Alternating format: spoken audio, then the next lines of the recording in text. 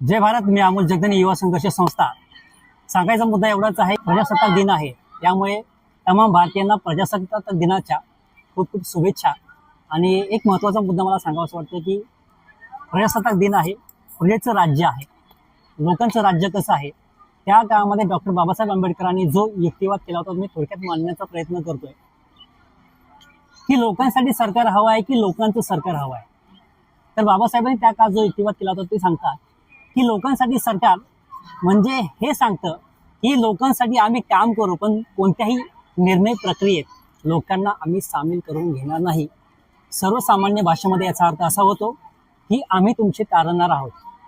हे बाबासाहेबांना नको होतं. बाबासाहेब म्हणतात की सरकार हे लोकांचं असावं, लोकांनी कायदे करताना सुद्धा त्यामध्ये लोकांचा सहभाग असावा. म्हणून लोकसत्ता असणं गरजेचं आहे, प्रजेचं राज्य असणं गरजेचं आहे.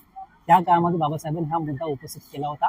तो आजच्या काळामध्ये किती महत्त्वाचा आहे हे आपण समजून घेतलं पाहिजे. या देशामध्ये कोणत्याही प्रकारची कुटुंबशाही चालणार नाही, कोणत्याही प्रकारची राजेशाही चालणार नाही, कोणत्याही प्रकारची घराणेशाही चालणार नाही. इथं फक्त लोकांचं राज्य असेल. ज्या काळामध्ये बाबासाहेबांनी इतका मोठा संघर्ष करून या देशाला लोकशाही आणली, जगातली सगळ्यात मोठी लोकशाही आणली, त्या लोकशाहीचा कुठेतरी आपण युवा तरुण म्हणून अभ्यास केला पाहिजे आणि लोकांचं राज्य उभं केलं पाहिजे. या निमित्ताने मी एवढं सांगेन. जय भारत. धन्यवाद.